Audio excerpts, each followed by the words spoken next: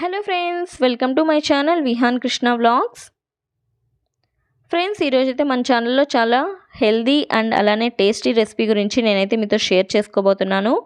ఎవరైతే బ్యాక్ పెయిన్తో ఇబ్బంది పడుతున్నారో, ముఖ్యంగా అమ్మాయిలు, పీరియడ్స్ అయిన అమ్మాయిలు ఎవరైతే బ్యాక్ పెయిన్తో ఇబ్బంది పడుతున్నారో అలాంటి వాళ్ళకి ఇదైతే చాలా పర్ఫెక్ట్గా వర్క్ అవుతుందండి.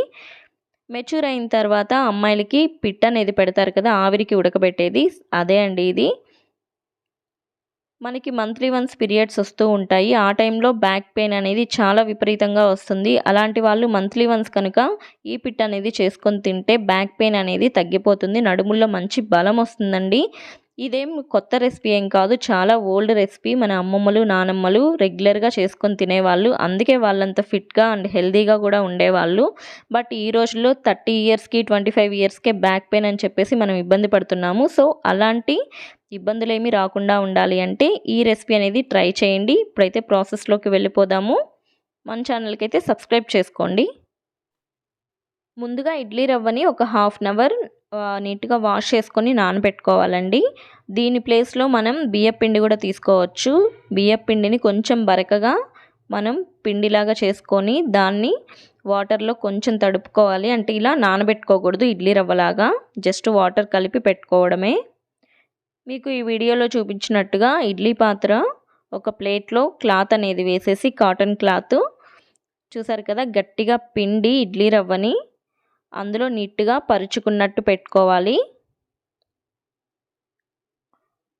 చూసారు కదా, వీడియోలో చూపించినట్టుగా. లేదు అట్లాగే పెట్టేస్తే గడ్డ కడుతుందండి, అందుకనేసి ఇట్లా కొంచెం నీట్గా స్ప్రెడ్ చేసినట్టు పెట్టుకోవాలి.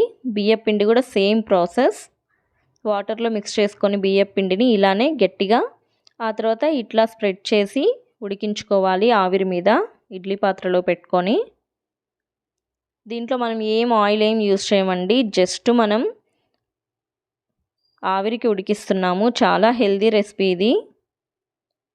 అప్పుడప్పుడు అయితే మా ఇంట్లో మార్నింగ్ బ్రేక్ఫాస్ట్కి ఇదే ప్రిపేర్ చేస్తుంటాను నేను. చాలా సింపుల్గా అయిపోతుంది, పెద్ద ప్రాసెస్ ఏమి ఉండదు. సో ఇట్లాగా క్లాత్తో మొత్తం కవర్ చేసేసుకొని మూత పెట్టుకొని అది ఉడికేంత వరకు ఉడికించుకోవాలి. మనం ఉడకడానికి మినిమం 15 to 20 మినిట్స్ అయితే పడుతుంది మనకి. ఆ తర్వాత పెసరపప్పుని నీట్గా వాష్ చేసుకొని ఒక హాఫ్ అన్ అవర్ అన్నా సరే నానపెట్టుకొని వీడియోలో చూపించిన విధంగా అయితే ఉడికించుకోవాలి. మరీ మెత్తగా ఉడికించుకోకూడదు, అలా అని కొంచెం మరీ ఉడకనట్టు కూడా ఉండకూడదు. సో ఇలా ఉడికించుకొని అయితే పెసరపప్పుని పక్కన పెట్టుకోవాలి. ఈ లోపలైతే మనకి ఇది ఉడికిపోయిందండి రవ్వ. ఒక్కసారి చెక్ చేసుకొని నీట్గా తీసేసుకోవడమే ఇంకా పక్కకి. మనకి ఇడ్లీ ఎలా అయితే ఉడుకుతుందో సేమ్ ఇడ్లీ రవ్వ కూడా అంతే, చాలా త్వరగా ఉడికిపోతుంది. ఇదైతే మనకి పర్ఫెక్ట్గా ఉడికిపోయింది. ఇంకా స్టవ్ ఆఫ్ చేసుకొని ఒక 5 to 10 మినిట్స్ అలానే ఉంచేసి ఆ తర్వాత తీసి ఆరబెట్టుకోవాలి. ఈ లోపల మనం ఎండు కొబ్బరి లేదా పచ్చి కొబ్బరి తీసుకొని దాన్ని అయితే మిక్సీ జార్లో వేసుకోవాలి, చిన్న చిన్న ముక్కలుగా కట్ చేసి. ఆ తర్వాత అందులోనే ఒక 2-3 యాలకులు కూడా వేసి, చూసారు కదా, ఇలా తురిమినట్టుగా పట్టుకోవాలి. లేదు అంటే మీరు తురుముకోవచ్చు కూడా, తురుముకుంటే కూడా చాలా బాగుంటుంది. సో అదైతే పక్కన పెట్టేసుకోవాలి. ఆ తర్వాత అయితే చూసారు కదా, మనం ఇడ్లీ రవ్వని ఉడికించుకున్నాం కదా, నీట్గా మనకి ఉడికిపోయింది. ఇది కొంచెం ఉండలుగా ఉంటుంది.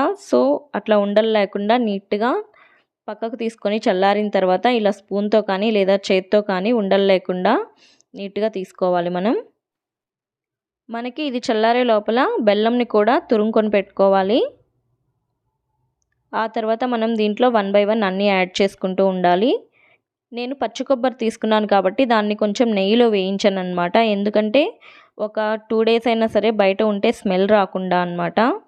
ఒకవేళ మీరు దీన్ని బయట ఉంచుకోవాలి ఒక 2 days అయినా అంటే పెసరపప్పు యాడ్ చేయకుండా ఉండాలి. అలానే ఎండు కొబ్బరిని యాడ్ చేసుకోవాలి. ఒకవేళ పచ్చి కొబ్బరి యాడ్ చేసుకున్నా సరే, చూసారు కదా, నేనైతే నెయ్యిలో వేయించుకొని అప్పుడు వేసాను. టేస్ట్ చాలా బాగుంటుంది అలా వేస్తే. ఆ తర్వాత తురుముకున్న బెల్లం కూడా యాడ్ చేసేస్తున్నాను. మీరు టేస్ట్కి సరిపడా యాడ్ చేసుకుంటే సరిపోతుంది. ఇందులో కొలతలు ఏమీ ఉండవండి, మనకి నచ్చినట్టుగా టేస్ట్ చూసుకుంటూ అన్నీ యాడ్ చేసుకోవాలి. ఆ తర్వాత ఉడికించుకున్న పెసరపప్పును కూడా ఇందులో యాడ్ చేసేసుకోవాలి. వాటర్ ఒకవేళ ఉంటే వాటర్ అంతా వంపేసుకొని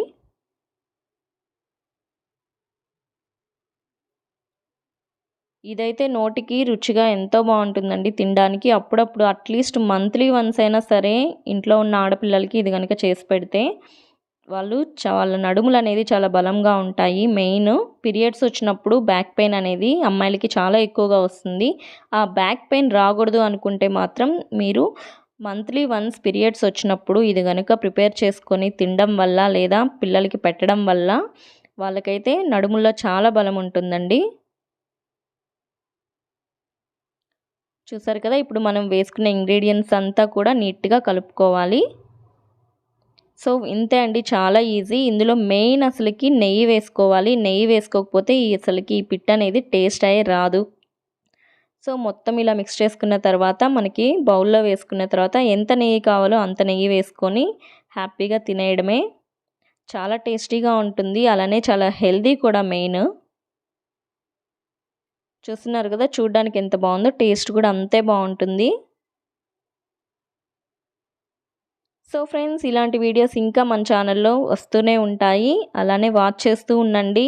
ఈ వీడియో ఎవరైతే ఫస్ట్ టైం వాచ్ చేస్తున్నారో ప్లీజ్ అండి సబ్స్క్రైబ్ చేసుకోండి. అలానే పక్కన బెల్ సింబల్ని కూడా కొట్టేయండి. దాని ద్వారా నేను ఏ వీడియో పోస్ట్ చేసినా సరే మీకు నోటిఫికేషన్లో వచ్చేస్తుంది. Thank you so much friends, video watch చేసినందుకు.